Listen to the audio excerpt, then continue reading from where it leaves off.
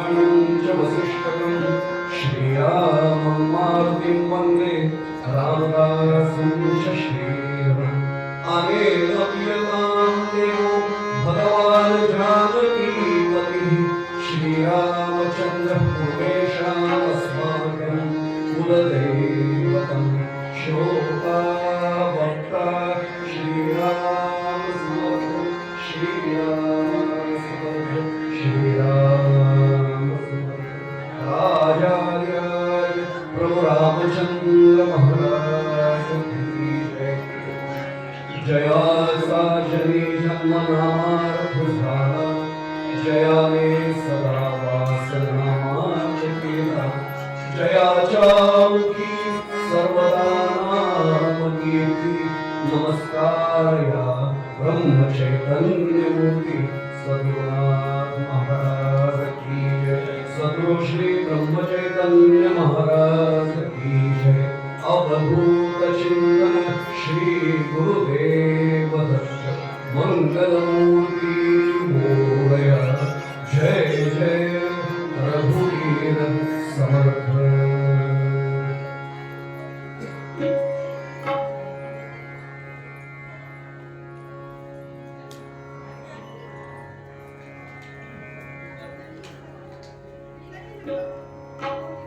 मोहडच्या अष्टविनायकाचं स्थान असलेल्या गणपती देवस्थानच्या प्रांगणामधल्या श्री दत्तरायांच्या दत्तगुरूंच्या मंदिरामध्ये आयोजण्यात आलेली ही दत्त जन्माची कीर्तन सेवा।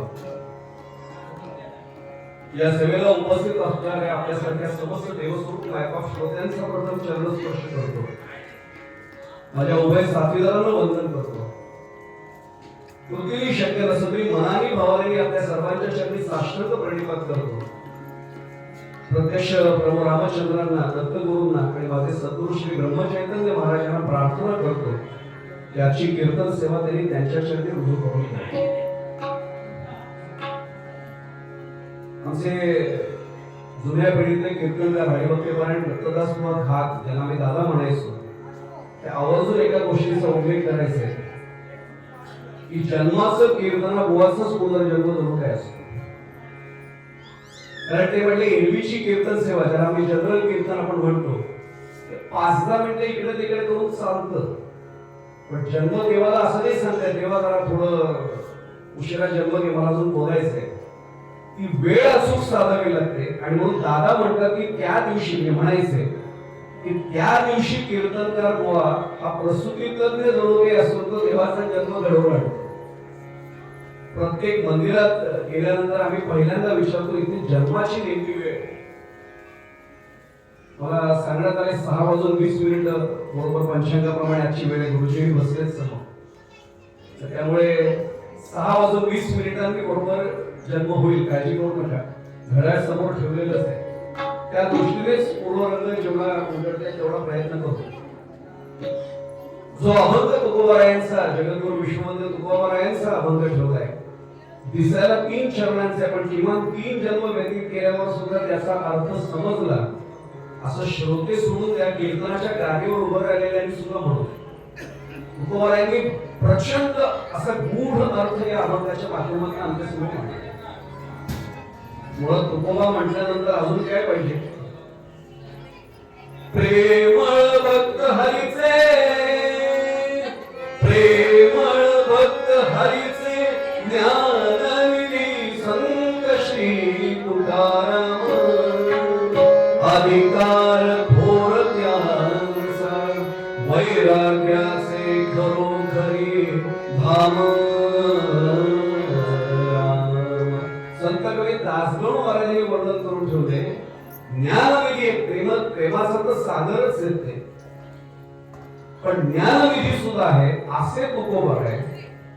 आणि खरं सांगू आपल्याला तुकोबारायांच्या गाथ्याला पंचम वेद आम्ही म्हणत असतो संप्रदायात, हा 5वा वेद आहे। अशा तुकोबारायांचा एक अभंग भक्ती मार्गात आपण घेतला। या अभंगाची 2-3 वैशिष्ट्ये आपण सगळे व्यासंगी श्रोते आहात, अधिकारी श्रोते आहात। वेळेची मर्यादा लक्षात घेऊन आपल्याला आजचा पूर्वरंग सोडवायचा आहे। अगदी थोडक्यामध्ये त्याची वैशिष्ट्य आपल्याला या अभंगाची एकूण सांगतो। मुळात पहिलं असं आहे की काय करावं नाही सांगत आहे, काय केलं याची अनुभूती तुकोबाराय सांगताय। तुकोबाराय अभंगाच्या माध्यमातून केलेला अनुभव सांगताय। भक्ती आम्ही केली सांडोनी उद्वेग पावलो हे संग सुखया। भक्ती आम्ही केली म्हटलंय आणि परिणाम काय झाला? पावलो हे संग सुखया।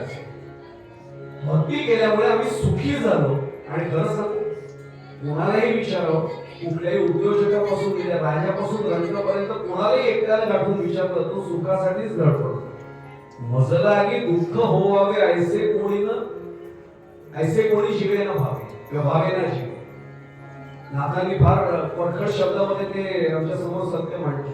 दुःखात उद्विजते जंतू असं म्हटलेलं आहे. कोणालाच दुःख नको, प्रत्येकाला सुख हवंय. तुकोबा काय म्हणतात, मी भक्ती केली आणि मला सुख मिळाले. भक्ती आम्ही केली, अनुभव सांगताय आणि मग पावलं हे संत सुख हे असते. सुख झाले आम्हा धरता याचा संग, पळाले उद्वेग सांडोनिया. हे पाठवले बरं का, काही गाथ्यामध्ये संपादित केलेल्या सांडोनिया आहेत. संप्रदायातले दोन्ही ज्येष्ठ मंडळी बसलेले म्हणून मुद्दामच सांगतो. आणि एका ठिकाणी पळाले उद्वेग आपे आप असा शब्द आहे. काही वेगळा शब्द तरी अर्थ तोच आहे. आणि तिसऱ्या चरणात तर परम अनुभवी परमोच्च अनुभव तुकोबा मला सांगतात. तुका म्हणे सुख बहु झाले जीव, तुका म्हणे सुख बहु झाले जीव, करिताय सेवा विठोबाची. आता त्यांचं विठोबा हे आराध्य दैवते म्हणून त्यांनी विठोबाची म्हटले. आम्ही कुठल्याही दैवताला शरण एकदा गेलो आणि त्याची भक्ती केली की आम्हाला सुद्धा हाच अनुभव येतो. मी वरवर फक्त बोलू आपल्या शेती 3 चरण आहेत. केवळ तुकोबांच्याच गाथ्यात नव्हे, कुठल्याही संतांची अभंग गाथा काढा, प्रत्येक चरणात सुख हा शब्द आलाय असं एकही अभंग नाही. कारण स्वतःबद्दल बोलू नये, पण आता गादीवर आणि दत्तगुरु समोर आहे. सद्गुरूंच्या कृपेने 2.5 वर्ष झी 24 तासवर महाराज अभंग गाथेवरच बोलतो. त्यामुळे अभंग गाथेचे एक प्रकरण काढून त्याचा अभ्यास करता आला. एकही अभंग केवळ तुकोबांच्या गाथ्यात नव्हे, कुठेच 3 चरणामध्ये सुख शब्द आलाय, कुठेच नाही. कदाचित मी नेहमी म्हणतो, तुकोबांना माझ्यासारखा कोणीतरी जडजीव भेटला असावा जो सुखासाठी काहीतरी मार्ग विचारतोय. आणि तुकोबा स्वतःची अनुभूती प्रत्येक चरणात सुख आहे. बघा, भक्ती आम्ही केली, सांडोनी उद्वेग आणि पळाले उद्वेग आपोआप. तो दुसऱ्या चरणामध्ये आहे. पण सुख हा शब्द 3 चरणात वापरताना तुकोबांनी आम्हाला सुखाचं एक जवळ लॉलीपॉप दिलंय. लॉलीपॉप हातामध्ये सुख हवंय ना, माझ्या मार्गाने. आणि आपल्याला माहितीये की मार्ग लावून गेले आधी दयानिधी संत मार्ग दाखवून गेले आणि मग आम्ही त्या मार्गाने चालावं अशी त्यांची अपेक्षा आहे. दुसरं वैशिष्ट्य सांगतो, उद्वेग शब्द 2 चरणात आला. पहिल्या चरणात उद्वेग शब्द एकवचनी आहे. भक्ती आम्ही केली सांडोनी उद्वेग, हा उद्वेग एकवचनी शब्द आहे. आणि पळाले उद्वेग सांडोनिया हा दुसऱ्या चरणातला उद्वेग शब्द आहे.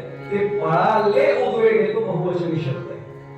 आता केवळ वचन बदललंय का अर्थ बदललाय हाही आपल्याला भाग जाता जाता सांगतो. 1 दिवसाचं कीर्तन महाराज आम्ही नेहमी सांगतो, 2020 ची मॅच आहे. 20 ओव्हरमध्ये काय ते खेळायचं. 1 तास 20 मिनिटाचा वेळ पूर्वरंग आणि उत्तररंग मिळू नये, त्याच्यात आपल्याला हे बॅटिंग सांभाळायची सगळी शब्दांची. त्यामुळे थोडक्यात सांगतो, पहिल्या चरणात जो उद्वेग आहे त्याचा अर्थ अपेक्षा हा तर एक अर्थ आहेच आहे. पण उद्वेग कुठलाही सांगू आपल्याला, अपेक्षा केल्या, बाळगल्या आणि त्या पूर्ण झाल्या की जे काही येतं त्याला उद्वेग म्हणतात. काय म्हटलं आपल्या सहज लक्षात आलं असेल, वाहिल्या उद्वेग दुःख चिकेवळ, वाहिल्या उद्वेग दुःख चिकेवळ, भोगले केवळ संचिताचे, भोगले केवळ संचिताचे, भोगले केवळ संचिताचे, वाहिल्या उद्वेग दुःख चिकेवळ, भोगले ते फळ संचिताचे. आता लक्षात येईल, पहिल्या चरणात उद्वेग सांडून भक्ती करणं म्हणजे अपेक्षा विरहित भक्ती करणं.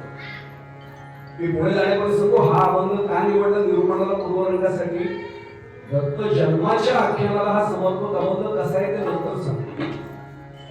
जर त्याचा संग मिळावा असं वाटत असेल तर भक्ती करणं पुरेसं नाही. आपण तर भक्ती करतोच म्हणून आपण मंडपात घेऊन बसलोय, देवळात येतोय, हात जोडले जात आहेत, पण ही भक्ती करताना उद्वेग सांडून भक्ती केली तर ती फलद्रूप ठरणार. अगदी साधा भाग आहे. आणि दुसऱ्या चरणात उद्वेग जे पळाले उद्वेग सांडून या अनेक वचनी आहे. त्याच्यामध्ये काम क्रोधादी जे षड्रिपू आहे पळाले उद्वेग सांडून या. याचं कारण जर आपल्याला सांगतो, प्रमाण फक्त शब्दात येतो का, वेळ कमी आहे. बोलावा विठ्ठल, पहावा विठ्ठल, करावा विठ्ठल जीव भावे.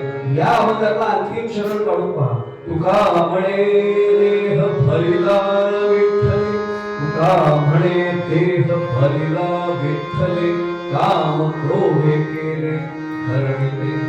आता लक्षात येईल, त्याला जर भरावं असं वाटत असेल तर जागा रिकामी असायला हवी की नको. आतमध्ये जर कामक्रोध आणि षड्विकार आत भरले तो येणार कुठे आणि बसणार कुठे. तुकाराम महाराज सांगतात की तुका म्हणे देह भरिला विठ्ठले, कामक्रोधे केले धरले. आता साधारण वरवरचा अर्थ सांगायला लक्षात येईल की तुकाराम महाराज एक एक शब्द जाणीवपूर्वक वापरून आमच्या समोर तत्वज्ञानाचा गाभा जाऊन ते 3 चरणांबद्दल ठेवतात. थेट मी वेळ कमी आहे त्यामुळे घड्याळाकडे पाहत पुढे जातो. एक माझा साधा प्रश्न मी आपल्याला विचारत असलेली जडजीव म्हणून माझ्या मनाला प्रश्न विचारतो. मला काही झालं तरी किमान 3 अपेक्षा आहेतच. गादीवर उभा आहे, दत्तगुरु समोर आहेत, मागे गणपती बाप्पा आहेत, त्यामुळे खोटं बोललं तर शिक्षा होईल. किमान 3 अपेक्षा आहेच. कुठल्या 3 अपेक्षा आहेत? पहिली अपेक्षा सुखाची आहे. मला सुख प्राप्त व्हावं, ते सर्व सुख असावं, ते सर्वश्रेष्ठ सुख असावं, इतरांपेक्षा जास्त असावं आणि इतरांना जे मला मिळाले ते कधीही मिळू. अनेकांच्या मनात झटकन शब्द येतो, काय असेल ते असो, पण सुखाची अपेक्षा आमची खूप वेगळी आहे. आता मुद्दा लक्षात येईल की मला सुखाची अपेक्षा आहे का, नंतर सांगतो. दुसरी अपेक्षा आहे मी सर्वज्ञ असावं, मला सर्वच समजावं. खरं म्हणजे अशक्य आहे. मला जर कोणी आता इथे बसल्यावर सांगितलं महाराष्ट्रातील स्लॅबचं काम जरा सुरू आहे, जरा बघा ना, मी आज जोडून मी सांगेन मी माणूस देतो का, माझ्या ओळखीचा एक जण आहे, मला कसं जमेल. बाकी सोडून द्या.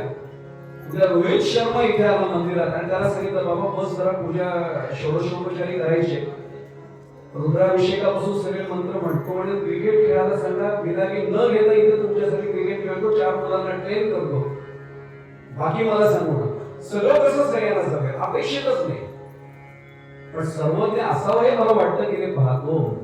आणि सर्वात महत्वाची अपेक्षा सांगू, प्रत्येकाला वाटतं मला कधीच मृत्यू येऊ नये.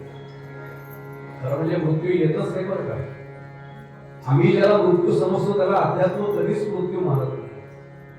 आम्ही देह सोडताना आपल्याला वाटतं आपल्याला मृत्यू आला, देह म्हणजे मी आहे तो असतो, विषयाने मी जात नाही त्याच्यात. साधा भाग आहे हे चालूच राहतं. जैसे जीर्ण वस्त्र सांडीचे, मग नूतन वस्त्र वेढीचे, तैसे देहांतराते स्वीकारिजे चैतन्यनाथ. तो चैतन्यनाथ फक्त देहाची वस्त्र बदलतोय, देह सोडतोय, त्याला मृत्यू म्हणतच नाही अध्यात्म. आपल्याला वाटतं देह सोडला म्हणजे मृत्यू आला, पण मला वाटतं की नाही मी अमर्त्य असावं, मी मृत्यू मला कधीच येऊ नये. बोलता बोलता आठवल्यामध्ये बारीकचा दृष्टांत सांगतो. खेडेगाव होते आणि जुन्या काळची गोष्ट आहे. आजही खेडेगावामध्ये महाराज दरवाजे उघडे असतात, दार घराचे सदैव उघडे, भागवताची ध्वजा पडतात. मी शहरामध्ये अगदी माझ्या कर्जतमध्ये सुद्धा आता फ्लॅट कल्चर आलं, हप्ते भरून फ्लॅट होतात आणि दरवाजा बंद केला की आतमध्ये भावनांसकट सगळे ब्लॉक होतात, म्हणून तो फ्लॅट आणि ब्लॉक शब्द आले. घरामध्ये सगळंच बंद, शेजारी संबंधच नाही उरला. पण आजीबाई त्या एका गावात राहत होत्या, दार उघडच होतं, कोणी यावं. सकाळी 10-10:30ची वेळ असेल, बाकीचे सगळे घरातले निघून गेले होते, आजीबाईंची कामं सुरू होते, भाकऱ्या बिचाऱ्या करत होत्या आणि कट कट कट कट असा आवाज आला. आजीबाईंनी मागे वळून सुद्धा बघितलं. कोण आहे रे बाबा, ये आतमध्ये, दार उघडच आहे. म्हटलं आजीबाई पहिले मागे वळून बघ तर येऊ का नको ते सांग. अरे कोणी का ये आतमध्ये ये, आलो म्हटलं. तरी आजी बोलायला तयार, मागे वळत नाही. आजीच्या भाकऱ्या थापणं सुरूच आहे. आजी माझ्याकडे वळून बघ, तुझ्याशी बोलायला आलोय. असे हात झटकले पिठाचे, मागे बघितलं तर थोडासा पेहराव वेगळाच दिसला. जरा नजर कमी झाली आता. आजी तुला दिसलंय आता मी कोण आहे ते. मी यम आलोय यम. बस की तुला बसायला काय देऊ, गोंगडी नको खुर्ची देऊ. आजी बसायला नाही आलोय, तुला न्यायला आलोय. कुठं रे यायचं बाबा. आजी यम आल्यानंतर जिथे जायचं असतं तिथेच यायचं. तुला न्यायला आलोय मी. तिथे लगेच सांगितलं बाबा असं परस्पर कोणी येतं का न्यायला. काही कामं दामं असतात की नाही घरामध्ये. काय फोन करायचा, नातवाने मला व्हॉट्सअप वापरायला शिकवलं, मेसेज पाठवायचा. तो म्हटला आजी मी मिस कॉल सुद्धा देत असतो, लोकांना कळत नाही तर मी काय करू. आणि तेच जर मी फोन केला की उद्या येतोय तर उद्यापर्यंत पुढे थांबणारच नाही, आजच जाते. माझं उदाहरण घ्या, मला समजा खरंच फोन आला वरनं मी यमराज बोलतोय, उद्या माझा दूध येतोय तुला घेऊन जातोय, उद्यापर्यंत कोण थांबतंय त्या येणीच. आजी त्यामुळे आम्ही फोन नाही करत, आलोय नाही चल लवकर. अरे घरातली कामं आटवाय नको का, अशी कामं टाकून कधी कोणी बाहेर पडते का मी काय. एकदम पाहिलं आता हल्लीच्या दिवसात लॅपटॉप पण नाही, ऑनटॉप वापरतात. तरी पटकन असं बघितलं, एंटर केलं, आजीचं अकाउंट एकदम छान होतं. आजी केवळ चांगलं पुण्यकर्मच केले म्हणून एक दिवस सवलत देतो, उद्या येऊन घेऊन जाईल. आजच्या दिवस काय कामं ते आठवत. आजी म्हणते बरं आता न्यायचा हट्टच येतो. हट्ट नाही, तुला जावंच लागेल म्हणलं उद्या माय बाबा येते म्हणले.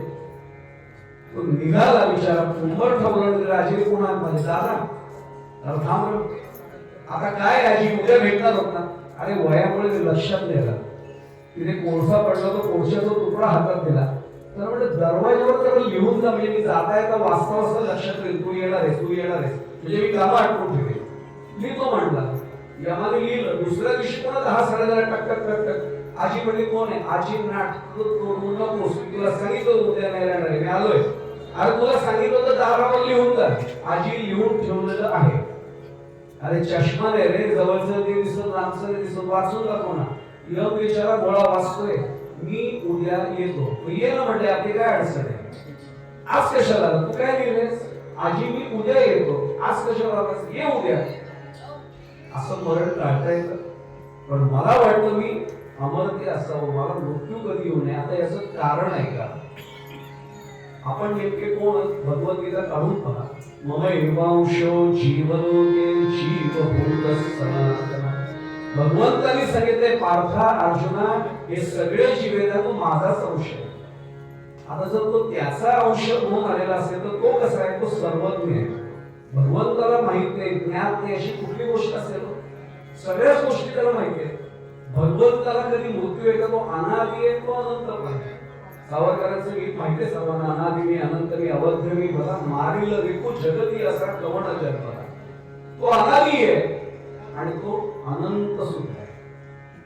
त्यामुळे आपल्याला पण वाटतं आपण कसं असावं आणि त्याला सुखच सुख आहे. असं कारण सुखरूप ऐसे कोण तुझे सांगा माझ्या पांडुरंगा सारखे. तो सुखाचाच पुतळ आहे हो. म्हणून मला पण वाटतं मी सुखरूपच असावं, मी सर्वज्ञ असावं आणि मला कधीच मृत्यू येऊ. या 3 अपेक्षा आहेत. आता हे जर करावं असं वाटत असेल, एखादी गोष्ट मिळवायची असेल, प्रयत्न करावे लागतात. साधा भाग आहे, आपोआप काही मिळत नाही. मी एक वाक्य सांगतो. सायन्स मॅथ्सचा 40 वर्ष मी शिक्षक आहे. आम्ही मुलांना सांगतो प्रयत्न केल्याशिवाय मॅथ्स मधला प्रॉब्लेम सॉल्व्ह होऊच शकत नाही. प्रयत्न तर करावेच लागतील. नाहीतर गायडन्स मिळेल, पुढचा प्रॉब्लेम तुला सॉल्व्ह करायचा सोडव. अनेक मुलं आता खूप बदलत चालले. त्याने लॉकडाऊन नंतर शिकले शिक्षण क्षेत्राशी ज्यांचा संबंध असेल त्यांना कळेल. सम पाहिलं का आधी सांगत सर टफ आहे, सोडून त्या तुम्हीच. आता प्रयत्न करणंच बाजूला राहिले. सर तुम्हीच सॉल्व्ह करून दे, नाही येणार म्हटलं. अपवाद सोडून देऊ आपण 2-4%, पण 96% मुलं सांगतात सोडवूनच द्या. आता माझा मुद्दा असा आहे, प्रयत्न आम्ही करत नाही होता, आम्ही भक्ती करत नाही होता, करतोय ना. ज्या अर्थी भगवंत दिसल्यानंतर किंवा त्याच्या आठवण आमचे हात जोडले जात आहे, आम्ही भक्ती नक्की करतो. देवळामध्ये जावंसं वाटतंय, आम्ही भक्ती करतोय. ग्रंथ एखादा वाचावं असं वाटतंय, आम्ही भक्ती करतोय. मग आम्हाला उपपारायण सारखा अनुभव काय येते. माझा साधा प्रश्न. तुकाराम महाराज काय म्हणतात, भक्ती आम्ही केली सांडोळे पावलो हे संग सुखयाचे. त्यांना त्याची प्राप्ती झाली, त्याला सुख मिळालं. मला भक्ती मार्गात असून ते का मिळत नाही. विज्ञानाचा एक साधा सिद्धांत सांगतो, प्रयत्न जितका महत्वाचा आहे तितकी त्या प्रयत्नाला दिशेची जोड सुद्धा महत्वाची आहे. योग्य दिशेने प्रयत्न असले तर यश मिळतच. मी उदाहरण सांगतो. समजा इथून मी महट फाट्याला बाहेर पडलो, मला पुण्याकडे जायचं, मी चुकून डावीकडे वळलो, मुंबईच्या दिशेने जाईल. उजवीकडे वळलो तरच मी पुण्याच्या दिशेने जाईल. म्हणून मला दिशा सांभाळली पाहिजे. एक, मी दिशा कळली पण गाडी सुरूच नाही केली. थोडा वेळी कोणतरी दर्शन करून एखादा दुसरा भक्त आला, काय झालं, गेला नाही पुढे, ते जायचं नाही, इच्छा आहे माझ्या मनात, दिशा पण बरोबर सापडले. प्रयत्न कुठे? प्रयत्न आणि दिशा दोन्ही असले तरच यश मिळतं. एक एक उदाहरण थोडंसं देतो. राजा परीक्षितीचं उदाहरण भागवतात सगळ्यांनाच माहिती आहे. सर्व संत परित्याग करून आलेला राजा परीक्षिती चांगल्या हेतूने हरणाच्या पाडसाला जीवदान देण्याच्या हेतूने पण हरणाच्या त्या पाडसात अडकला, त्याची सेवा केली, वाईट काहीच काम नाही केलं. आमच्या वारकरी संप्रदायाचं प्रमाण माहिती आहे सगळ्यांना. जडभरत राजा हरणी गर्भा गेला, घाला तो घातला वासने. घातला वासने, एक जन्म घ्यावा लागला. जन्म घेणे लागे वासनेच्या संग. तो जन्म घ्यावा लागला. मला सांगा, प्रयत्न कमी होते का? अजिबात कमी नव्हते. पण दिशा चुकली, फळ नाही मिळाले, एक जन्म पुन्हा घ्यावा. एक उदाहरण असं देतो. प्रयत्नच नव्हते, दिशा तर नव्हतीच नव्हती. दिशा नंतर मिळाली आणि मग प्रयत्न सुरू झाले आणि मग फळ मिळालं. उदाहरण सांगू.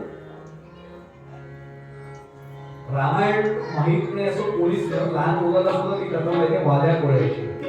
कोळ्याची कीर्ती वाढवली गवलं केले रामायण रामायण. नंतर त्यांनी लिहिल्याप्रमाणे प्रबोधना वागावं लागलं. हा आमच्या वाल्मिकी ऋषींचा अधिकार. आधी काहीच नव्हतं, ना प्रयत्न होते ना योग्य दिशा होती. बराबर वेळ कमी असल्यामुळे नुसतं उल्लेख करत पुढे जातो. प्रयत्नच नाही, त्याचंही उदाहरण पण पाहिलं. प्रयत्न आहेत पण दिशा चुकली, त्याचं उदाहरण सांगितलं. ती दिशा चुकली बोलता बोलता एक आणखी उदाहरण आठवलं म्हणून सहज सांगतो. प्राध्यापक मंडळी असेल तर काही रागवू नका. तुम्ही मी एकाच बेरादरीत करतो, त्यामुळे आपण सगळे वेळा सेलिंग द सेम बोर्ड, रागवू नका, कारण हे वस्तुस्थिती आहे. एक मॅनेजमेंट कॉलेज मधला प्राध्यापक काय त्याच्या मनात आलं की नाही, आपल्या ज्ञानाचा समाजाला उपयोग झाला पाहिजे, चांगला हे उपयोग. हा खेडेगावात गेला. खेडेगावात कोणीच रिकामं बसलेलं नसतो, सगळ्यांची कामं सुरू केली. हा गिराईक शोधत होता, पण कोणाला ज्ञान द्यायचं, सगळे आपापल्या कामावर. आणि नेमका तो दमला. 11:30-12ची दुपारची वेळ असेल, उन्हामध्ये पहिल्यांदा चालत होते, एसी कार बंद फिरणारा प्राध्यापक. आणि मग तो फिरता फिरता त्याला घोंगराचा आवाज आला. त्याला वाटलं उसाच्या रसाचं गुऱ्हाळ. तो म्हटलं चला जरा उसाचा रस तरी पिऊया, तर दमल्याला थकवा तरी जाईल. नेमका तिथे गेल्याने लक्षात आलं गुऱ्हाळ नव्हतं, तेलाचा घाणा होता. हा थांबला तिथे आणि त्याने एवढाच प्रश्न विचारला, बघितला जरा काहीतरी बोलूया. कोणीच नाही, तो बैल एकटाच फिरत होता. याच्यात प्राध्यापक जागा झाला. आता आपल्याला गिराईक सापडलं, उद्योग सुरू आहे, व्यवसाय सुरू आहे, कोणी लक्ष ठेवणार नाही.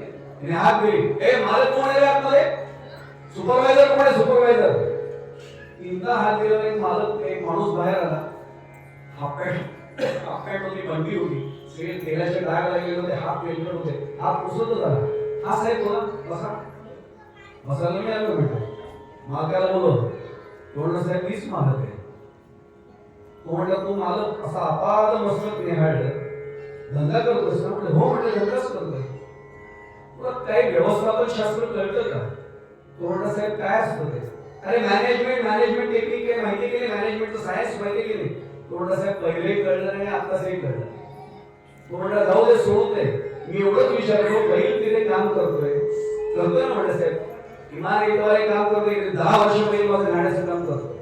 अरे पण लक्ष ठेवायला कोणी माणूस नको म्हटले. काय करायचे म्हणे गरज नाही. अरे पण आपल्याला तुला कसं कळलं? साहेब मी रिकामटेकडे नाही बसले, पण हाताला तेल लागलं होतं, तुमच्या समोर पुसले, कपड्याला तेल लागले, आधी निघालेलं तेल मी डब्यांमध्ये भरण्याचं काम करतो.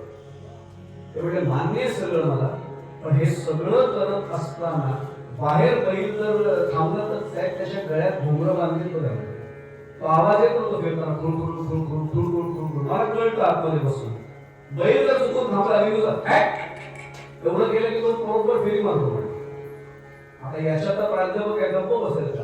कोणाला मान्य आहे, घुगराच्या आवाजाने कळलं. उद्या समजा बैलाची नियत ठेवली आणि एकाच जागी उभा राहिला, त्याला कळलं की आवाज आला की मालक येत नाही आणि अशी दुसरी मान हलवत आवाज करत राहिला तर तो म्हटला साहेब रागवणार नसतं तो उत्तर देतो ते ना म्हटले माझा बैल अजून कुठल्याच कॉलेजला गेलेला नाही सद्गुरुनाथ महाराज त्यामुळे त्याला हे उपयोग नाही सुचत म्हटलं एका जागी बसून असा हलवा वगैरे हे शिकलेल्या माणसाला कळत असेल म्हटलं माझ्या बैलाला हे मिळतं तो प्रामाणिकपणे काम करतोय उदाहरण एवढ्यासाठी देतोय तो बैल आहे ना साधारणपणे मी एका घाणेवाल्याला विचारलं त्याचा वेग किती असतो त्यांनी मला सांगितलं साधारणपणे एका तासामध्ये एकूण 2 किलोमीटर अंतर किमान तो कापू शकेल एवढा तर नक्की जातो काही काही बैल 4 किलोमीटर जातात असं गृहीत धरा की त्याला सकाळी 8 वाजता बांधतं आणि संध्याकाळी 6 वाजता त्याला समजा सोडतं 6 पोहोचे आणि पहिले 8 ते 12 4 10 तास तो फिरला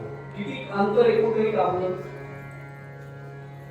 एका तासाला 2 किलोमीटर असंच गृहीत धरू पण 4 सोडून द्या 10 तासात जायचं तर 20 किलोमीटर आमच्याकडे सायन्स मध्ये 2 कन्सेप्ट्स आहेत सायन्स मध्ये त्याला कळलं डिस्टन्स आणि डिस्प्लेसमेंट विस्थापन आणि अंतर यांनी किती अंतर कापलं तर 0 अंतर कापलं याचं कारण जिथे झुंपलं होता तिथे संध्याकाळी सुटतोय की बघा मी त्या बैलाचं नाही म्हणतोय माझ्याकडे फक्त बघा गळ्यात माळ आहे हातात अनुग्रहाची माळ असते नामस्मरण मी करतोय असं म्हणतो माझी भक्ती सुरू आहे असं मी म्हणतो पण माझा साधा प्रश्न आहे माझी दिशा जर योग्य नसेल ज्या ठिकाणून माझ्या भक्तीचा मार्ग सुरू झाला त्याच ठिकाणी मी जर तिथपर्यंत असेल 20 वर्षांनी 25 वर्षांनी तर पावलो हे सर्व सुख याचे अनुभव कधी येणार मला हा साधा प्रश्न करताय म्हणून तुकोबाराय मला जागृत करताय भक्ती आम्ही केली सांडोनी उपयोग या अभंगात भक्ती आम्ही केली हा मार्ग झाला हा प्रयत्न झाला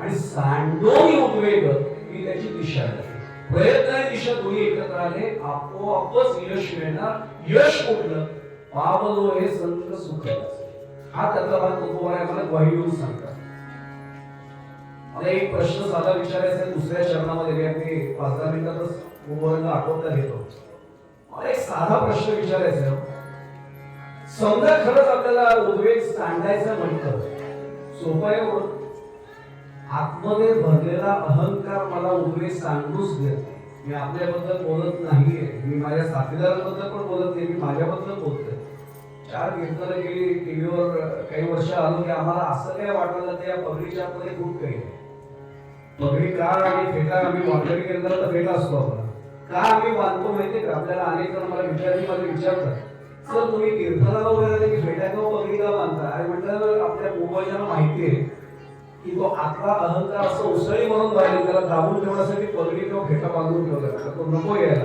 निदान गादी उडवाय तोपर्यंत तरी नको जीवनात येतो तर येऊ दे काय असेल नंबर सोडून देऊ आपण पण हा अहंकार अडवाय आणि नेमकं आपल्याला कळतं असं की भक्ती आम्ही केली मी तुकोबारायला विचारलं तुकोबाराय भक्ती आम्ही केली म्हणजे नेमकं काय केलं साधा भाग आहे आपल्याला वाटतंय आपल्याला सुद्धा की दत्तगुरूच्या जन्मोत्सवाला आलोय दत्तगुरूचा गणपतीरायांचं आपल्याला सुद्धा संघ मिळावा वाटणं स्वाभाविक आहे ना तुम्ही तुकोबाला प्रश्न विचारला तुकोबा भक्ती आम्ही केली म्हणताय म्हणजे नेमकं काय केलं तुकोबा म्हणले फार गाथा पण उघडू नकोस अख्खे अभंग पाठ करू नको एका अभंगाचा चरण पण पूर्ण वाचण्याची गरज नाही अर्धा चरण वाचून भक्तीची व्याख्या नाही म्हणजे कुठलाही चरण तरी लगेच नाही भक्ती ते नमन वैराग्य तो त्याला मी पुढे सांगतच नाही भक्ती ते नमन आणि म्हणतो सोपा मार्ग आहे नमन म्हणजे नमस्कार चिंतन केल्यावर लक्षात येतं नमस्कार सुद्धा सोपा नाही हो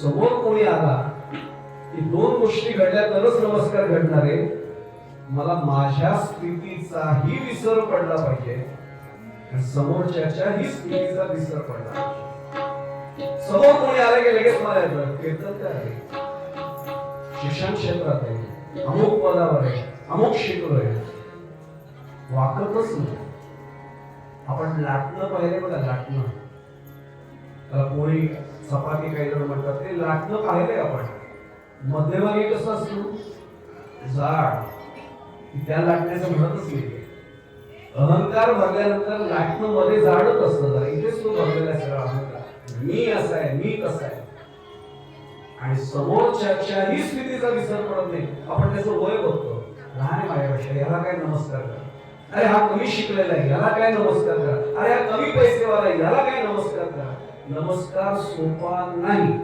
त्यामुळे भक्ती ते नमन म्हटले बरोबर आहे, पण नमन घडतं का सहज नाही घडत. अनेकदा हे नमन आडवं येतं, अहंकार त्याला आडवा येतो. पटकन उदाहरण देतो, धावतं मला 5 मिनिटात त्याच्यात. आमची कामोपात्रा सर्वांना उदाहरण माहिती हो. प्रल्हाद शिंदेच्या आवाजात किती वर्ष आपण लहानपणापासून गीत ऐकलंय. मंगळ वेळे भूमी संतांची. आमचे दामाजी पण तिथलेच, आमचे सुखोबा तिथलेच आणि आमच्या कामोपात्रा सुद्धा तिथलेच. 14-15 वर्षाचं वय होतं. सौंदर्य भगवंतानी ओतप्रत भरून दिलेलं होतं. नाजूक त्वचा होती आणि गौर वर्ण होता. आणि सद्गुरु कृपा भगवत कृपा झालेली नसल्यामुळे अहंभाव थोडा आतमध्ये असतोच. सद्गुरु कृपा किंवा भगवत कृपा झाली की अहंकार जातो आणि देवाला अभिमान सहन होत नाही. आमच्याकडे प्रमाणे तिळ मात्र जरी होय अभिमान, वेरू तो समान भार देवा. आणि दिंडी निघाली मंगळ वेळातलं.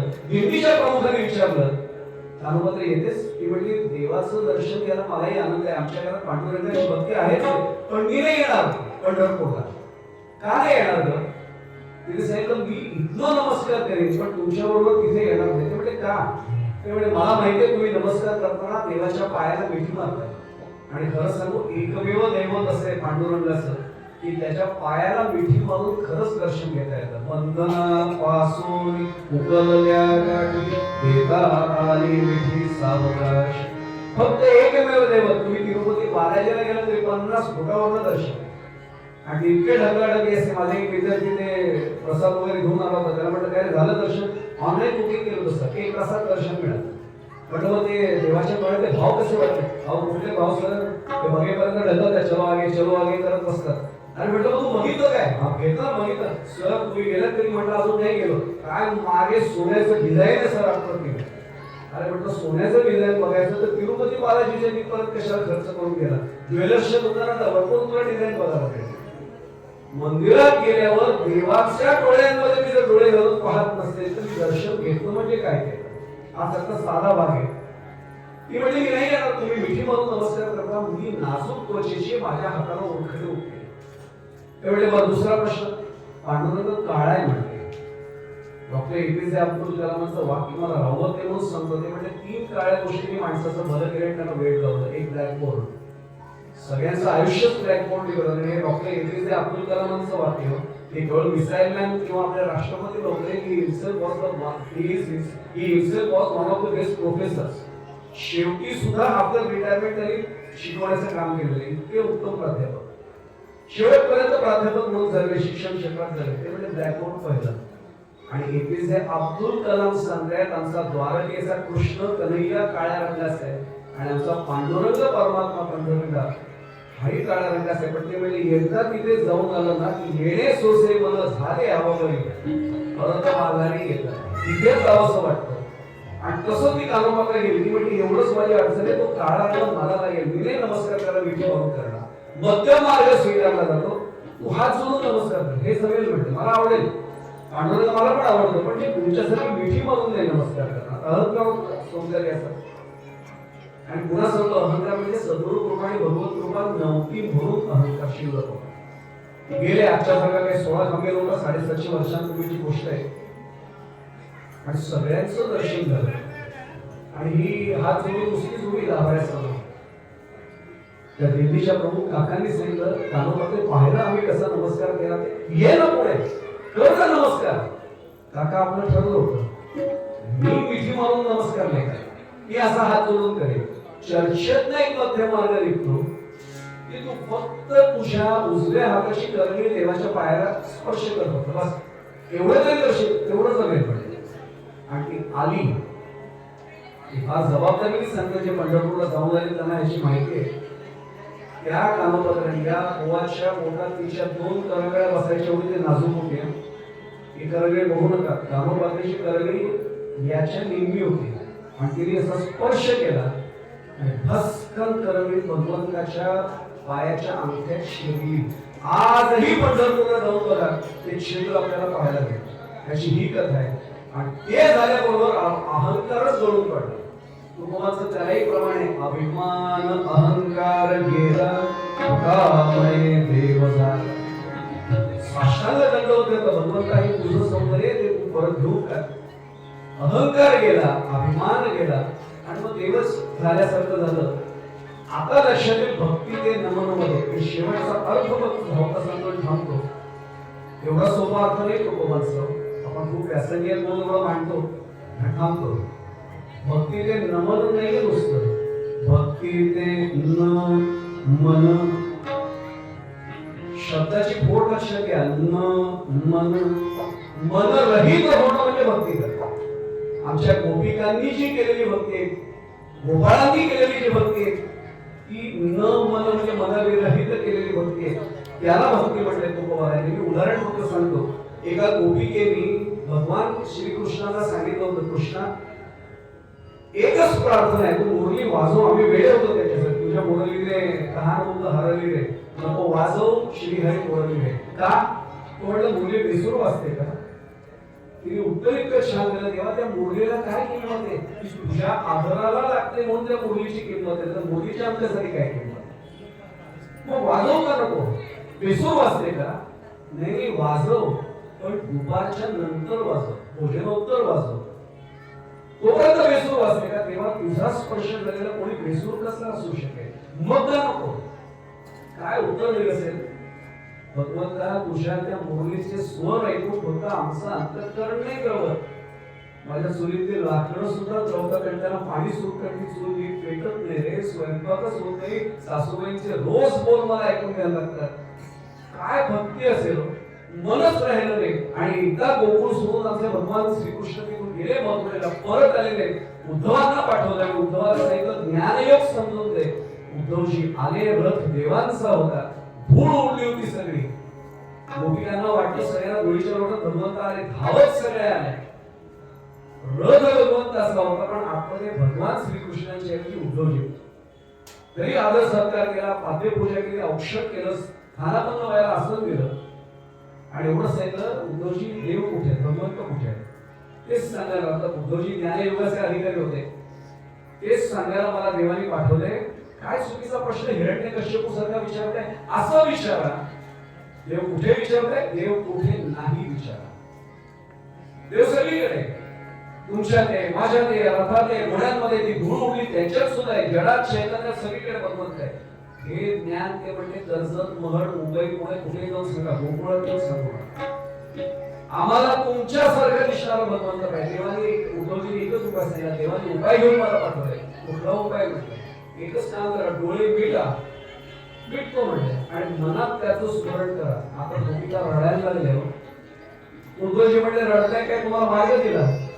अहो उद्धवजी कमाल करताय, तो एकटा गेलाच नाही. तो जाताना असं मनही घेऊन गेला, तर मोठ्या मनात त्याचं स्मरण करा. मन विरहित होणं म्हणजे भक्ती करणं. ही जमली की मग तुकोबा म्हणाले की एकदा मन रहित भक्ती केली की भक्ती ते नमन. आणि अशी भक्ती घडली की भक्ती आम्ही केली सांडलो की उपयोग, मग भावलो हे संग सुख. अशी भक्ती केली आणि हे सुख मिळालं, याचा प्रत्यक्ष कथा बघा. आपण आख्यानामध्ये पाहतो, खूप वेळ कमी फुकळे धावत धावत पूर्वरंगला अक्षरशः आठवतो घ्या, मोह सगळा बाजूला ठेवतो. आणि आख्यानामध्ये आपण दत्त जन्माच्या कथेमध्ये अशी भक्ती केल्यानंतर खरंच पावलं हे संत सुख असे झालं का, याचं प्रत्यक्ष उदाहरण आपण त्या कथा भागात घेऊया. म्हणून तुकोबा या मूळ अभंगात सांगतायत, भक्ती आम्ही केली साठवली तुझे, भक्ती आम्ही केली साठवली तुझे.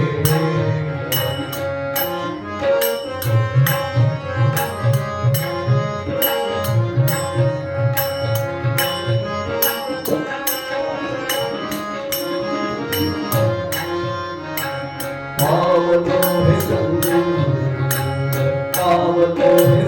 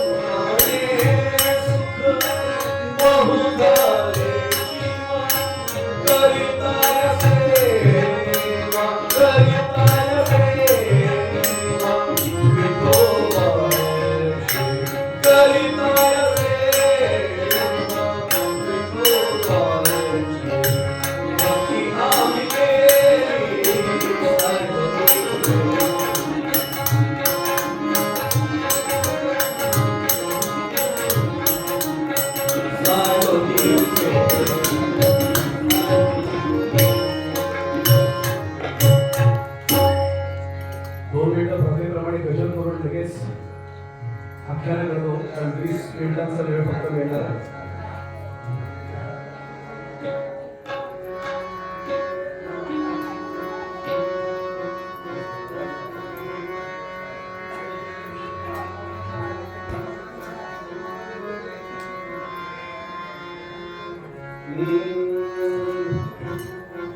श्री राम जय राम जय जय राम श्री राम जय राम जय जय राम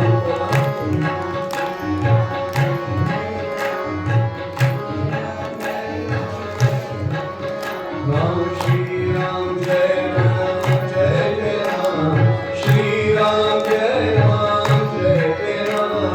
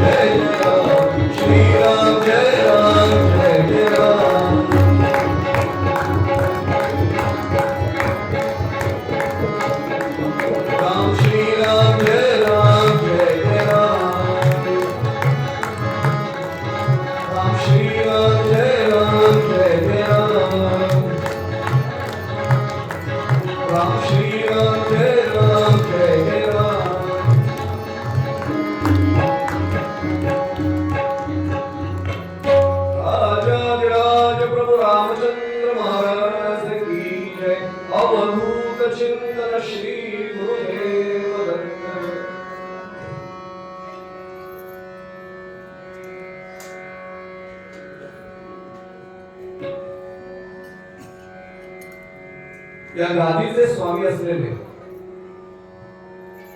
देवर्षी नारद मुनी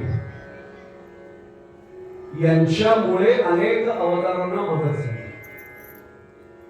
आम्ही नेहमी सांगत असतो काही कीर्तनकार पटकन म्हणतात कळीचे नारद नव्हे, ते कळकळीचे नारद होते. त्यांना माहिती होतं की भगवंताचा अवतार व्हायला हवा असेल तर काही गोष्टी घडाव्या लागतात. म्हणून तर कंसाला जाऊन सांगितलं सोडू नको त्या मुलाला. देवाने उलटी मोजणी सुरू केली तर उसके दरबार में उलटी गिनती भी हो सकती है, मोजू शकेल उलटा मार त्याला. म्हणून पाप घडलं आणि देवाला अवतार घ्यावा लागला. असेच आमचे नारद मुनी एकदा फिरता फिरता बरं त्रिलोकात फिरतात. एकदा फिरता फिरता आले कुठे गेले. एके दिवशी नारद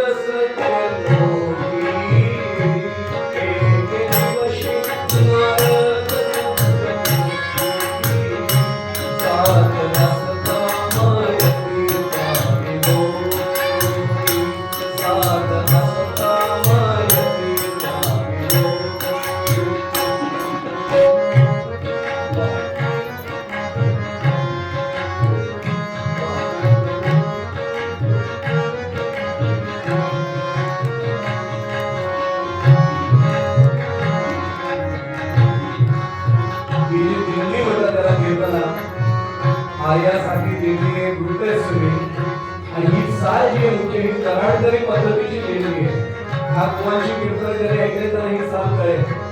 रामचंद्र बुवा कराडकर नंतर ठराविक पेठाचे शंकराचार्य झाले होते. त्यांनी बांधलेली ही दिंडीची चाल आहे. मळे पिरसी नारदादी लोकी, मळे पिरसी,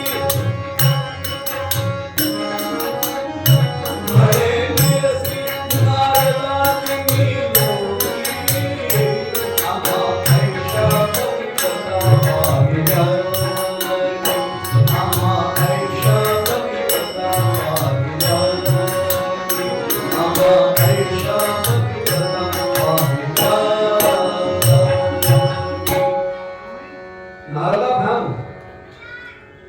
नारद हे ब्रह्मदेवांचे मानस पुत्र आहे. त्यावेळेस सावित्री माता आहे आणि आईनेच थांबवलं आणि विचारलं, नारदा तिन्ही लोकात फिरतोयस, आमच्या एवढ्या अधिकाराच्या पतिव्रता तिन्ही लोकात पुढे पाहिल्यात का? आपला मगाशी पुनर्गत विषय झालाय. भक्ती आम्ही केली पण सांडोनी उद्वेग, इथे उद्वेग आडवा. मला वेळ आज कमी आहे म्हणून मी आधीच खुलासा करतो. कीर्तनकार हे नेमकं सांगण्याचं टाळतात. त्यामुळे नवीन श्रोता असेल ना की त्याला वाटतं, अरे ब्रह्मदेवाच्या सौभाग्यवतींना सुद्धा अहंकार होता, पार्वती देवींना अहंकार होता.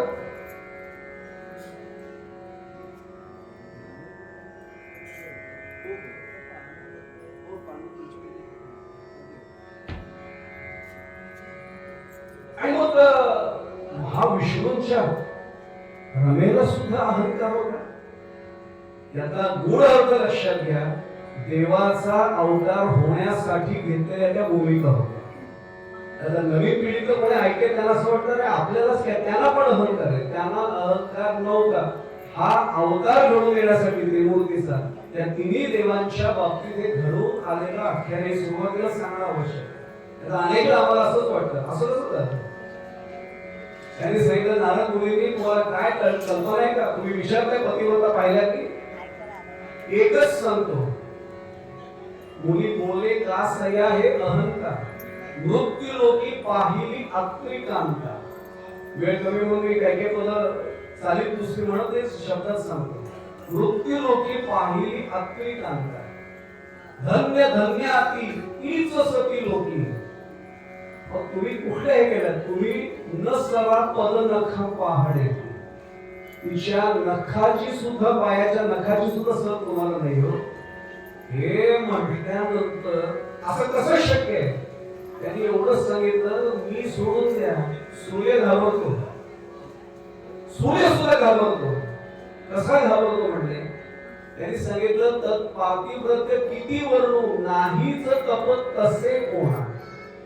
वेळ कमी म्हणून मी तरी शब्दाची गंमत सांगावीशी वाटली. मोहम्मदांच्या आर्यात काय ते शब्दांची गंमत बघा. नाहीच तपत तसे कोणा, घडले भये हरमिही तद्गेहाक्ष त्यजुनी तप तसे कोणा. तप तसे कोणा आणि आता तप तसे कोणा. अरे रवी म्हणजे सूर्य सुद्धा तिच्या घरावर फार प्रखर होऊन नाही का, दुसरीकडे होऊन का तेवढा सूर्य घाबरतो. असा तिचं पातिव्रत्याचं एक सामर्थ्य आहे. एवढं म्हटल्यानंतर उपाय काय म्हणजे बघ, तिचं पातिव्रत्य जर आम्हाला कमी करायचं असेल, आमचं वाढवायचं असेल, काही नाही, पतिराजांना सांगा विप्रवेश धारण करा, आत्री गृहीत जा आणि तिच्या पातिव्रत्याचा भंग होईल असं करा. मी पुढे जाण्यापूर्वी सांगू, इकडे बघत नाही माता भगिनीकडे, बंधू पितृवर्गाकडे मुद्दामून बघतो. आपल्याला वाईट वाटण्याचं काहीच कारण नाही. हट्ट जो असतो ना हा त्याही काळी होता. आणि आमचे घात फार छान वाक्य वापरायचे महाराज. राजहट्ट, बालहट्ट आणि स्त्री हट्ट हा असा हट्ट आहे की त्याच्यापुढे कितीही घट्ट असला तरी तो मठ्ठच होतो. आणि पुढचं सांगू आपल्याला, गंगा आणि यमुना माझ्याकडे पाहिल्यावर लक्षात, गंगा आणि यमुना यांचा नाशिक क्षेत्रावर जर संगम झाला ना तर भले भले सुद्धा नांगी टाकतात. मला काय म्हणायचं आपल्याला कळलं, हे देवांच्या डोळी सुद्धा घडायला सुरुवात झाली. आणि नारद मुनी आले कुठे? आले वैकुंठामध्ये. वैकुंठामध्ये रमादेवी स्वागत करायला होत्या. रमा बोलली रमा बोलली रमा सिद्ध नारदा बोलली रमा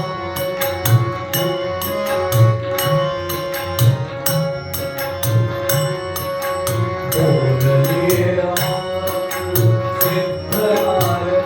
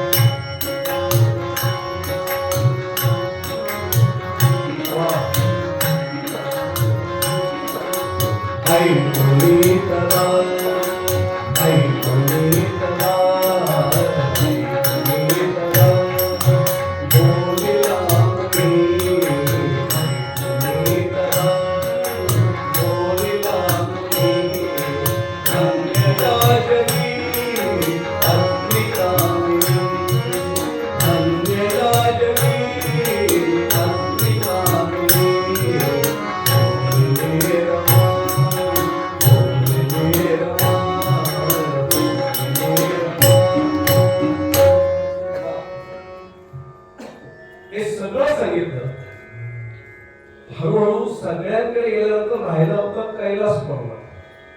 भगवान शंकरांच्या अर्धांगिनीकडे म्हणजे उमेकडे पार्वती देवीकडे सुद्धा नारद मुनी आले. हाच भाग सांगितला तुमच्यापेक्षा पतिव्रत आहे. फक्त तिथे आणखी एक त्यांनी वाक्य वापरलं ज्याच्यामुळे भडका होणार. पातिव्रत्याचं वर्णन सांगू. डाव्या पायात पुन्हा तिघींचे पुतळे करून ती बांधते. आता काय विचारायचं बोला भेटले. आणि मग तिघींनी हट्ट सुरू केला पतिराजांकडे. इथे करायचं निघायचं ताबडतोब आणि अत्रि मुनींच्या आश्रमात जा.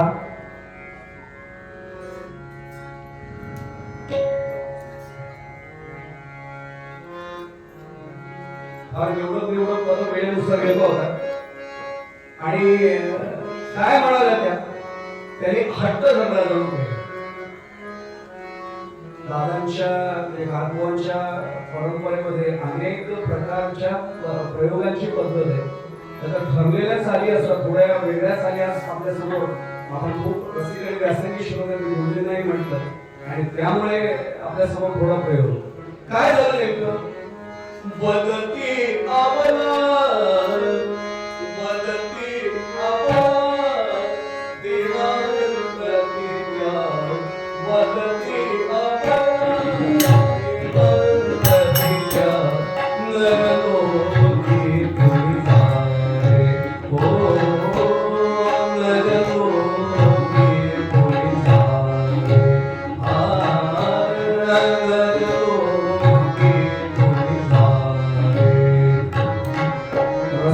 सगळे अभिषेकी मुलांनी घरी मुळशी वेगळी बांधलेली चाले.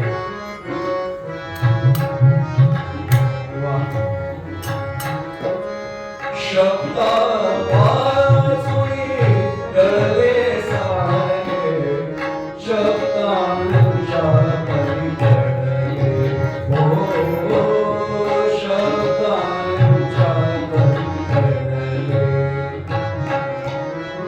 इथून पुढच या गलीवर काही म्हणायचं नसते हो.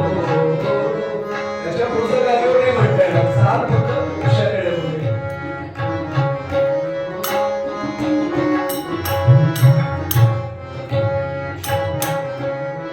सत्व पराध होता सत्व पराध होता सखीचा परलोकी कोणी आले हो स्वस्थाना भक्ताने हो स्वस्थाना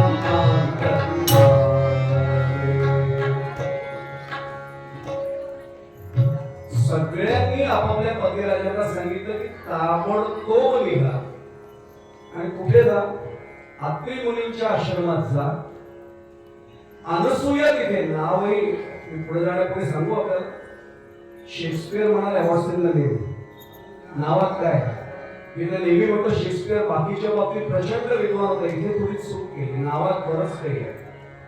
मी जर आता म्हटलं असतं शेक्सपियर म्हणाल्याच्या ऐवजी असं म्हटलं असतं नावात काय आहे असं जॉर्ज बर्नार्ड शॉ म्हणाले, तुम्ही लगेच सुचलं असतं बर्नार्ड शॉ शेक्सपियर म्हणजे नावात बरंच काही आहे ना. अनसूया नाव आहे, लोक अनुसूया म्हणतात, ते अनसूया आहे. अन अधिक असूया, जिला असूयेचा स्पर्शही झालेला नाही ती अनसूया. मगाशी अभंगाची संगती लावून घ्या. भक्ती आम्ही केली सांगून पावलो हे संग सुखयाचे. उद्वेग सांडल्यानंतर असूया कशी राहील, मग असूया गेल्यानंतर कोण होते, अनसूया. भगवंताला तिथे जन्म घ्यावाच लागतो अशी ही अनसूया. सगळ्यांना त्यांनी सांगितलं लिहा ताबडतोब तिथेच जायचं. आणि मग तिथे आल्यानंतर काय गमत आहे, सगळ्यांनी आपले वेशच बदलले. पण देवाला वेश बदलायला वेळ काय लागतो. भगवंत एक सांगू आपल्याला पुढे जाण्यापुढे, वेळ खूप कमी आहे, एकच मुद्दा सांगतो. आता सुद्धा भगवंत इथे 100% नाहम वसामी वैकुंठे योगिना उदय रमो मत भक्ता यत्र गायती तत्र तिष्ठामि नारद. आता सुद्धा भगवंत इथे, आपापले सद्गुरू सुद्धा आता इथे 100%. आपलं दुर्दैव एवढंच असतं की आम्हाला तो ओळखताच येत नाही. आपल्याला हे अशी माणसं दिसतात, कोणाच्या रूपाने भगवंत येऊन बसलेला असेल नाही सांगताय. मग आपण जो नमस्कार करतो ना, तो समोरच्या नुसत्या व्यक्तीला नसतो, त्याच्या हृदयस्थ परमात्म्याला तो नमस्कार आहे. हे लक्षात घेतल्यानंतर या गोष्टी करतात. आणि घडलं असं, या सगळ्या तिघांच्याही पतिराजांनी एकत्र येऊन ठरवलं, सगळ्यांची समस्या एकच आहे, मंडळ स्थापन झालं, तिघे निघाले. आणि केलं कसं त्यांनी, याच्यामध्ये और लोक वचन सुने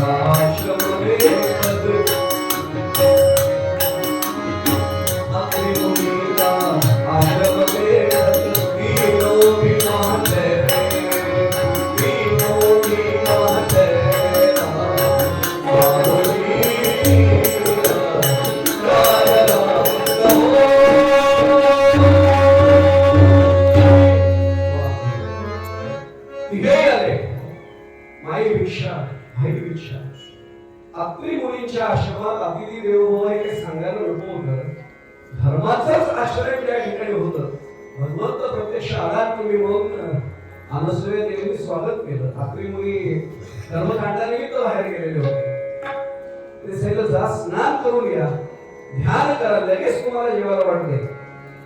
पातिव्रत्य भंगासाठी उत्सुक होते. लगेच सांगितलं सगळी तयारी झालेली माहीत वाडा. पण सांगितलं असं वेळ खूप कमी आहे, एक फक्त चरण म्हणतो तरी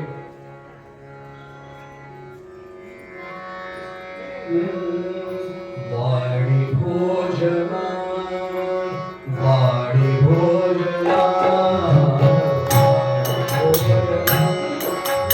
लग्न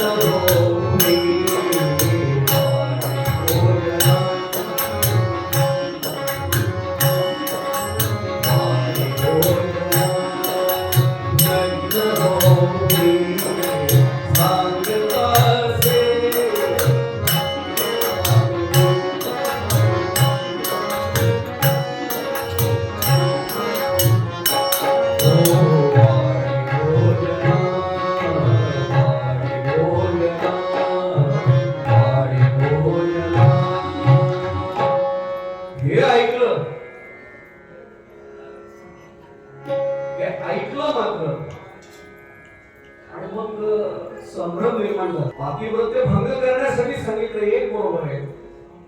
न अग्न असं कुठलं अंग नाही ज्याला अग्नीचा स्पर्श नाही असं मातेचं स्तन्य. फक्त पतिराजांचं स्मरण केलं आणि कमंडलूचं तीर्थ हातामध्ये घेतला आणि पातिव्रत्याचं सामर्थ्य असं तिन्ही देवांवर ते शिंपडल्यावर तिन्ही भिक्षेकरांवर शिंपडल्यावर तिघी लहान बाळं झाली, छोटी छोटी बाळं झाली. लगेच हट्ट पुरवला. लग्न भोजनावयाला स्तनपान करून दिलं त्यांना. पण आता गंमत अशी झाली की भगवंताची ही तिन्ही रूप ब्रह्मा विष्णू महेश आपलं मूळचं स्वरूप सोडता येईल ना, पुन्हा प्राप्त करता येईल नाही. बालरूप शिशुरूप जाईच ना. खूप प्रयत्न केले आणि आता नारद मुनींनी पुढचं काम केलं. पुन्हा या तिन्ही लोकांमध्ये गेले, सत्य लोकात गेले, वैकुंठात गेले आणि कैलासावर गेले आणि एवढंच म्हटलं काय करताय ती तुमच्या पतिराजाला छोटी बाळं करून ठेवले तिने. त्या म्हणजे आम्ही तरी जाऊ आणि सोडून आणू का म्हटले. या आल्यानंतर त्यांचंही स्वागत झालं तिघींच आणि स्वागत झाल्यानंतर एवढंच केलं ओळखून घ्या. आणि ब्रह्मा विष्णू महेश तिन्ही जी बाळं झालेली होती, एक वाक्य सांगतो भगवंताच्या जन्माची वेळ आली म्हणून तिन्ही बाळं सारखी दिसत होती. याचं कारण समजायला पाहिजे. ब्रह्मा विष्णू महेश आम्हाला भेद वाटतात, भगवंत अभेद आहे. भेदा भेद भ्रम म्हणून रूप मूळची पाहिली की सारखीच दिसतात, आमच्यासाठी फक्त प्रस्तुत झालेली रूप वेगळी आहेत. आणि मग त्यांनी जेव्हा शरण आल्या फक्त करांगोलीचा स्पर्श केला, बोटाचा स्पर्श झाल्याबरोबर देव प्रकट झाले. आणि नेमकं त्यांनी सांगितलं अत्री मुनी देवळात आले आणि त्यांनी सांगितलं की आम्हाला एवढंच करा, तुम्ही तिघे देवाला तर आम्हाला एक वर द्या. तुमच्यासारखं सत्व असलेला आम्हाला अपत्य हवंय. भगवंत म्हणाले आमच्यासारखं दुसरा कोण, आम्हीच येऊ. आणि भगवंत तीन रूप एकत्र जी आली ती नेमकी या मार्गशीर्ष महिन्यामध्ये आर्यभक्त आपण घेऊ आणि भगवंताचा जन्म आपण साजरा करूया. मार्गी प्रदोष काळी, मार्गी प्रदोष काळी राका मृग शीर्ष युक्त गुरुवारी अत्रिगृही अवतरुणी, अत्रिगृही अवतरुणी झाला प्रगट सोबत राम राम हरे हरे राम राम राम हरे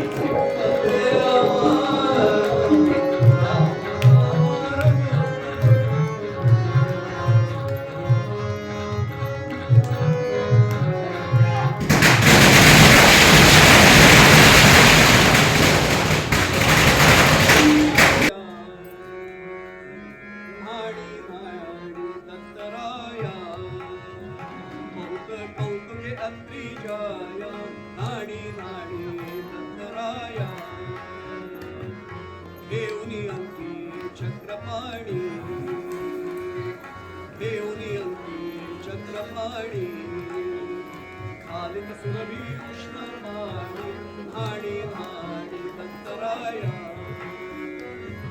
नाडी नाडी दत्तराया दत्त प्रभू हरि निज पाणी, दत्त प्रभू हरि निज पाणी निरवित अनसूया नाणी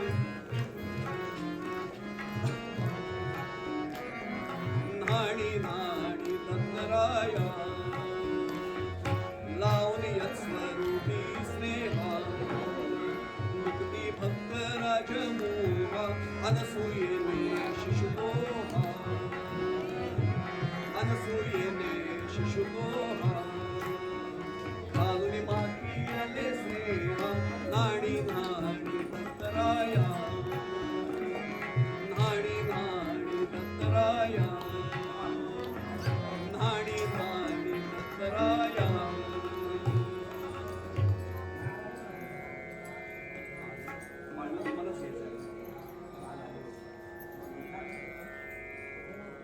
तुम्ही म्हणताय